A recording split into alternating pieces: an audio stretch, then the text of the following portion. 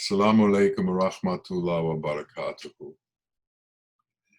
Ya Allah, we gather together this morning to acknowledge our debt to you, to acknowledge that you are our creator, that you are our nourisher, that you are the one who sustains us, and that all praise is due to you. We gather together to set forth that we believe in you alone as God, and you are the one God to whom all praise is due, and to whom and from whom all good things come forth. We ask you, Allah, to forgive us and have mercy and compassion upon us. We ask you, Allah, to open our hearts so that we can see reality, Allah. We ask you that the light shine to us, through us, and that we see and understand the nature of the light, that we understand the nature of the truth, that we understand the nature of your qualities. It is only in seeing reality that we can escape illusion. Illusion attempts to blind us and keep us in place, but we create effort to escape from the chains that illusion has upon us and come to you. Allah, help us in this task. Help us in this path. Help us in this way. You are the only one to whom we can look for help. So we ask you to help us, and help us quickly to understand the truth of existence, the truth of you, our Lord, and the truth of the nature of who we are. Allah, do this for us. Ameen. A great philosopher whose name was Al-Ghazali was known as someone of incredible intellect from the time he was little. And he went through all of his teachings, and he went through all of his schools, and he went through all of his teachers, and became the leading intellect of his time. And he found that as far as his intellect could take him, it couldn't take him far enough. And there was something lacking for him. And he began to write books to the philosophers, telling them that their intellectual pursuits would meet dead ends, that the intellect could not take them where they needed to be, could not take them into a space where reality existed. And that's when he discovered that he had to find more for his existence. And he discovered Tasawwuf, Sufism. He discovered that there is something beyond the intellect, something beyond the mind. So as we travel through our journey on this earth, as we go through our various experiences and the various circumstances in our life, we hit many difficult situations. We hit many unresolvable, or at least apparently unresolvable situations. These moments when we are at unresolvable situations, where we seem to be beyond what our mind can grasp, where we seem to need something more than our mind can answer, is a great chance, a great opportunity for us to understand our limitations and the limitations of our mind, to understand that we can only go so far as this being that we call the self. We get to the point where we need to understand that there is more to this existence than this idol that we have worshiped, which is the egocentric self. And each of us has a name in this egocentric self world. And that name is on all the little boxes we see. So in case we forgot what our names were, it reminds us what our names are. We are more than those names. We are more than what our mind can understand. Now, to get beyond that area, to get beyond the intellect, first we have to get to the point that Bawa, our sheikh, called discrimination or judgment. We have to get to the point where we understand that the intellect is limited and that there is a point beyond the intellect that we have to go to in order to get fulfillment and more answers to our questions. How do we bridge the gap between intellect, determining the end of intellect, and determining that there is more than the intellect? This is the realm of mysticism. This is the realm that goes beyond the intellect and goes into realms that the intellect cannot touch. In Sufism, we have various methods to induce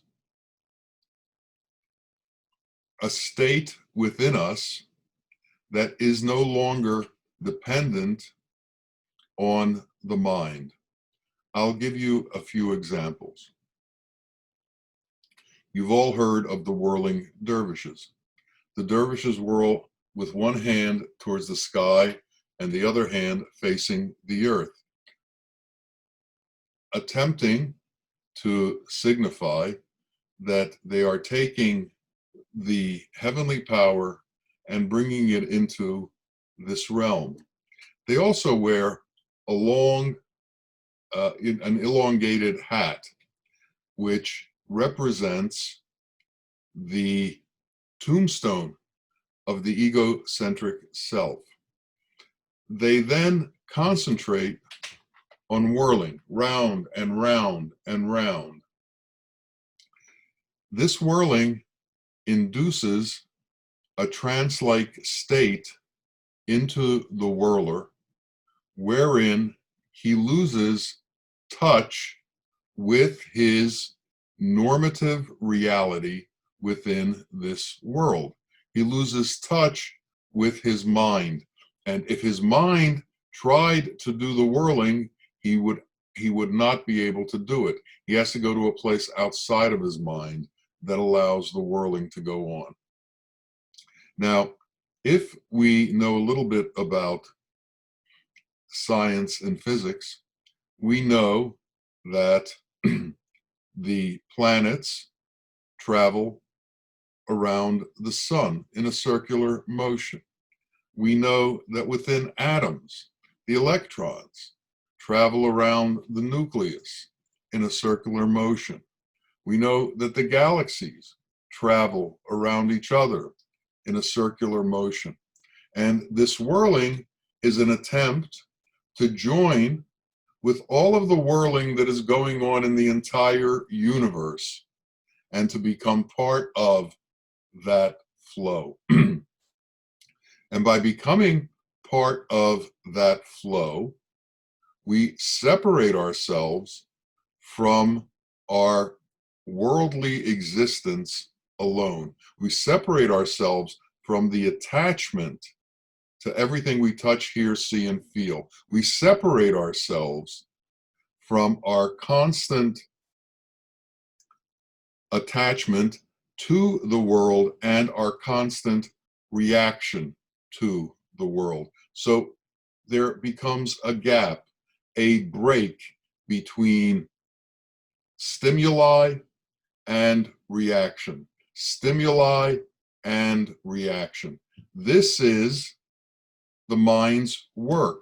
It interacts with the stimuli through our senses and then comes about with a reaction to whatever those circumstances are. To break our attachment to the stimuli reaction response, we need to go to a space where our mind is not in absolute control of our being, where we, and this word is often used, the best one I can think of at the moment, we transcend the power of the mind and we willingly, purposefully, with effort, try to go to another place. Try to go to a place that isn't attached to the world in the way the mind is attached to the world. The dervishes that whirl use that technique, but there are many other techniques. Zikr is at the core of the technique of losing our normative consciousness and losing ourself. And the interesting point here is that La ilaha illallah means I do not exist, only God exists. And people usually describe that as a meditation to lose yourself. In truth, it's a meditation to find yourself, to find your true self. So we are not looking to lose ourselves. We are looking to find our truth. We are looking to find our reality as opposed to being trapped in this temporary manifestation that deals with temporary things as if they were permanent, that deals with all of the temporary issues in our life as if they were permanent, that gives importance to all of the temporary issues in our life as if they were permanent, and reduces our existence often to petty interactions, petty squabblings, petty importance given to things that are truly without relevance. Now, how do we overcome it?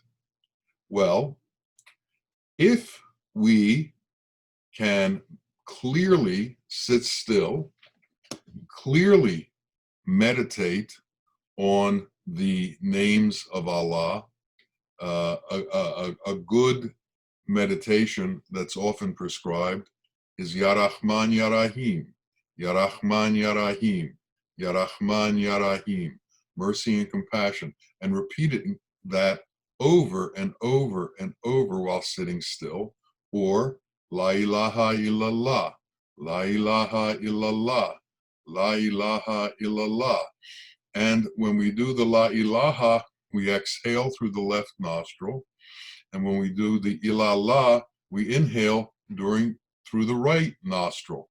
And at the same time, when we do the La ilaha, our left eye goes down, looks down. And when we do the ilallah, our right eye looks up. So if we can concentrate on all of that at once, and we can stay focused on all of that at once, and we realize that what we're trying to do while we're doing all that is to lose the attachment to our everyday normative intellectual pursuits, and we are trying to understand something different, we will begin to change. Now, what are these changes? And what will we see as far as these changes are concerned? And how can we recognize that we're making progress with our meditation and with our changes? What is the state of our love after we meditate? What is the state of our compassion after we meditate or after we zikr? What is the state of our mercy? What is the state of our interaction with others? What is the state of our attachment to worldly things? What is the state of our attachment to praise and blame? What is the state of our pride? What is the state of our ego? What is the state of our sense of self-importance? What is the state of our being? Have we come to a place that's content with the circumstances that we're in? You see, if you truly go and lose your attachment to the ongoings and the vagaries of the mind while you're in meditation, you also simultaneously should lose your attachment to the criticisms of the mind, to the desires of the mind, to the anxiety of the mind, to the needs of the mind, because the mind is an endless pit of needs. It's an endless pit of desires. It's an endless pit of trying to alter circumstances so that, in its opinion, these circumstances become more and more favorable to you. The mind is an endless pit of opinions. And all of us have some years behind us, no matter how old we are, whether we're 20 or 80. We've gone through a lot of years. And during those years, we've had lots of opinions. Now, think back to when you were in your teens and think of your opinions when you were in your teens. What was important? Think about the same thing in the 20s and the 30s. You'll notice the opinions changed, the ideas changed, what was important changed, and the importance you gave to those things changed. Well, whatever opinions you have right now, the same thing's going to happen to them over time. Yet, these opinions have an incredible grasp on us while we have them. And that's why we have to go to that space beyond opinions, to that space of reality. In reality, there are no opinions, there's just what's real.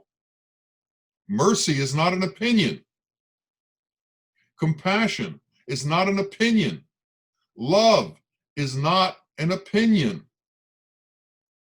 Justice is truth, not opinion. We are talking about these things on the divine level. Allah doesn't have opinions about things. He knows about things. The difference between the intellect and the truth is immediate knowing, immediate understanding that something is right or wrong, without the need for a constant juggling to come to a determination. It is laid open before you immediately. And this space is available to us. This space that's connected to the truth is available to each of us. And it's called wisdom. And wisdom is the step that is beyond discrimination. When we all of a sudden realize that there is a world that we're attached to that's not real, and a world that we can be attached to that is real, then we enter wisdom. When we understand the real world. When we understand the real world, wisdom has entered into us, and we have begun to be able to deal with this existence within this realm of the world and our existence within the outer realms that we go to in a real way, in a way that is not involved in the I, me, mine of this mundane, worldly existence. And this is the journey that we're on. And all of us take this journey. We take the journey from the egocentric self to the loss of the egocentric self to understand the unity within existence and how Allah deals with his creation and how he gives to his creation and how he gives to all of his creation. We begin to understand that the separations that we held, that the mind held, are not real. They're veils that keep us from reality. So as long as we see sectarian differences, as long as we see differences in race, differences in color, differences in religion, differences in nationalities, what we've done is we've hidden ourselves, we've denied ourselves entrance into the true unity of existence. And that unity of existence is where Allah exists. And if we separate ourselves from that unity, we separate ourselves from Allah. Muhammad Rahim Bawa Muhaiyaddeen said, and said it often, that which separates you from other men separates you from your Lord. So your animosities, the things you dislike, your jealousies, all of these things that you hold on to, that you think, or all of these things we hold on to, that we think in somehow aid us or assist us, in fact, create separations for us between ourselves and the truth. And unless we find a way to enter into the truth and leave those things behind, we cannot form a relationship with our Lord. We can talk about it, and we can write books about it, and we can read books about it. But unless it actually happens within us, nothing's happened. Sufism is a path of experience, not a path of words. It's not a philosophy. It's a path of experience. And we have to take ourselves to the point of that experience. And what's interesting is you don't have to go anywhere to do it. You can do it by sitting in your living room or your kitchen or your dining room or a chair in your bedroom. Sit still, relax, let go, repeat the names of God. This methodology of repeating the names of God is existent within all religions. All of the monasteries have devotions wherein they repeat the names of God. We must become among those who sit and repeat the names of God. This is the way to the truth. You come close to what you want by putting forth effort in that direction.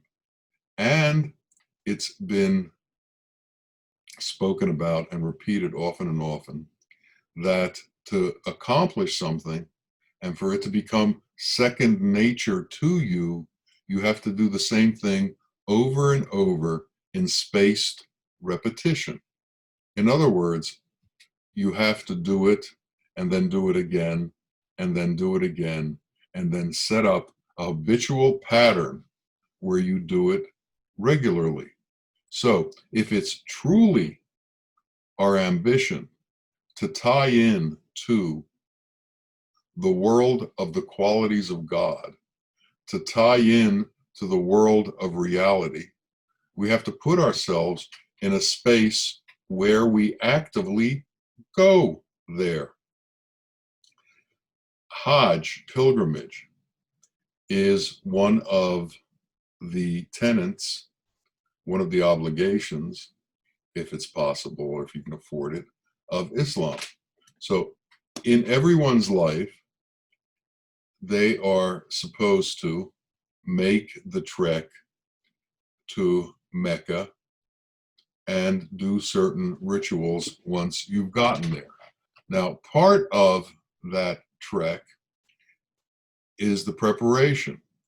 And in the preparation for it, it's incumbent on you to take care of all of your worldly affairs, to settle all of your worldly affairs, to draw your will, and then to take with you clothing that represents your death shawl or your death clothing. For men, it includes 2 pieces of towels, that one you wear around from your waist down, the other one you wear over your shoulders. And for women, it's a white ubaya.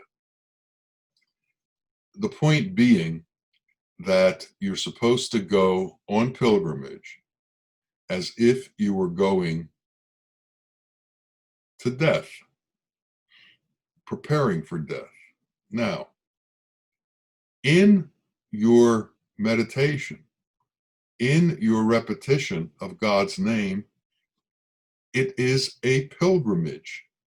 It is a movement to another location.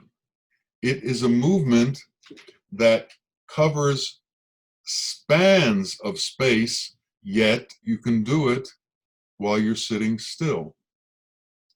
Next to you, adjacent to all of us, simultaneously, as we are in this illusory world, as we are in this world of form, is the world of non-form.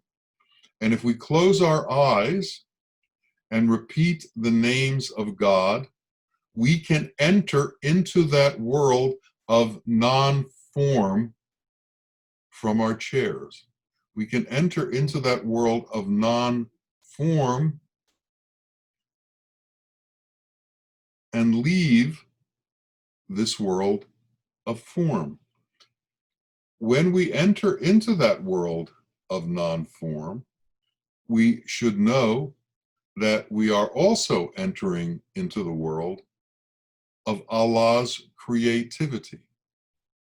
What is considered a miracle in this world of form, because the world of form has certain physical attributes and certain physical ways of performing. In the world of non-form, these limitations that exist on form don't exist. They are the framework of what created the form. They are the framework of what made what we see. The Quran says, Allah says, kum, and it is. This is entirely different than building a car in the world of form. We don't go to a factory and say kum, and all of a sudden there are cars. There's a long process of taking all that is material and forming it. We also can't create life the way the Lord does. So when we enter into the world of non-form and we truly disappear into the world of non-form, things can occur that don't normally seem to be possible within the world of form. When we were with Bawa, these kinds of things happened every once in a while, and everyone who'd been with him for an extended period of time had these kinds of things happen to them in their experience. For instance, one day I drove to the fellowship and I sat through the discourse. And then after the discourse, Bao would come around and he would hug everybody. This is in the early 70s when he was still vibrantly strong. We hugged and he whispered into my ear, "Don't take cold showers. They're not good for you." And I'm thinking to myself, what is he talking about? I never take cold showers. Then I remembered that earlier that day, someone had come into my office and gave me a pass to a spa that was next door, that had just been built next door to our office. And I went over to the spa and I had taken a steam bath. And it was recommended that after you take a steam, you take a cold shower. And I took a cold shower. And I thought, my God, I just took a cold shower today. And he told me not to take cold showers. Now, he wasn't with me during the day. I didn't tell him what I had done. As a matter of fact, I hadn't spoken to him.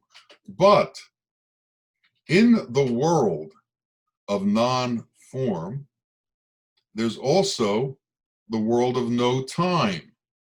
There's also no separation between things. And if you are in that place, you can be in more than one place at one time. And there are many stories of many Sufis who appeared at dinner at many different people's houses at the same time. Now, in the world of form, that's not possible. But in the world of no form, it's ordinary. In the world of form, you can't walk on water. In the world of no form, walking on water is not something that's extraordinary, because there's no difference between water and earth when you're not in form.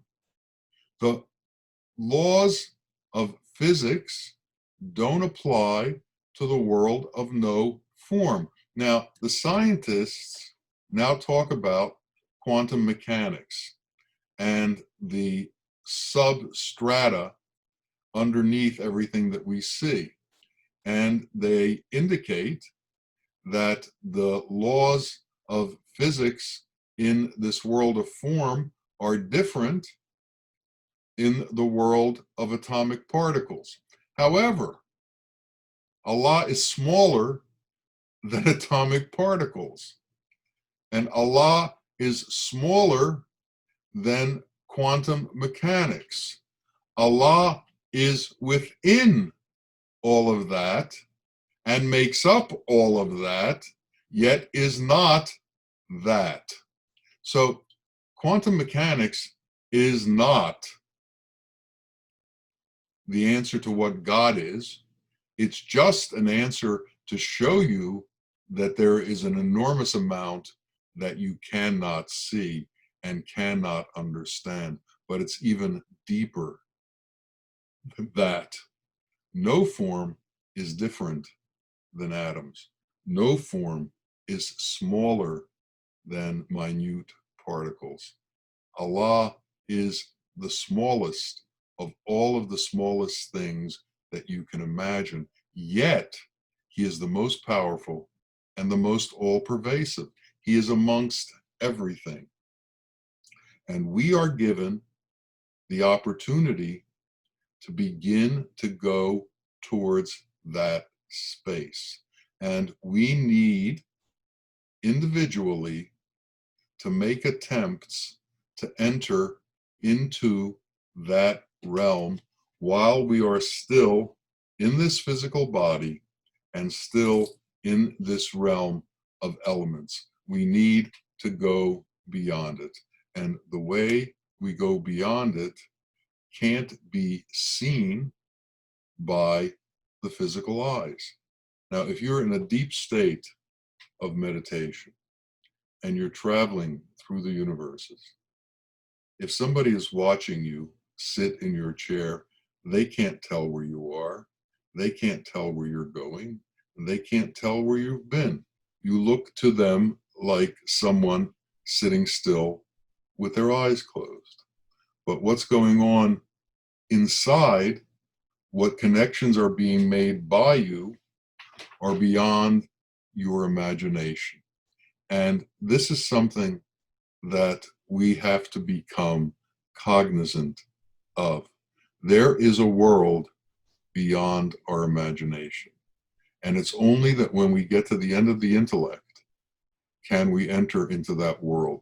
But as long as we hold on to the intellect and we try to be able to see where we're going before we get there, we have stopped ourselves from getting there. I'm going to say that one more time because it's important. If we try to see where we're going before we get there, we stop ourselves from getting there. Our imagination becomes a veil that separates us from truth and separates us from the journey that we are capable of taking. So the words let go and the words surrender become really important here. We have to let go of everything. We have to surrender everything. All of our attachments, all of our thoughts, all of our memory banks have to be let go. And when we can do all of that, what is available to us is beyond anything we can imagine. And the rewards of going to that place are beyond anything that we can imagine.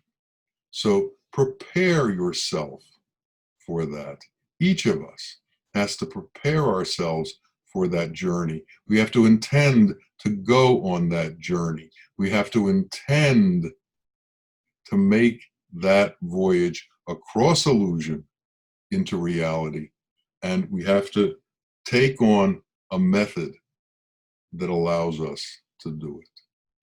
Ya Allah, our Father, Savior, and Protector, O Lord of all the universes, O the one who created us, show us truth, show us reality, take us to the place that you reside, take us to the place that you've taken your prophets to, take us on the mirage, take us on the night journey towards you, take us on the journey towards reality. You have given us these examples of what has happened. Take us and make us part of that example. Bring us to the place where we become close to you.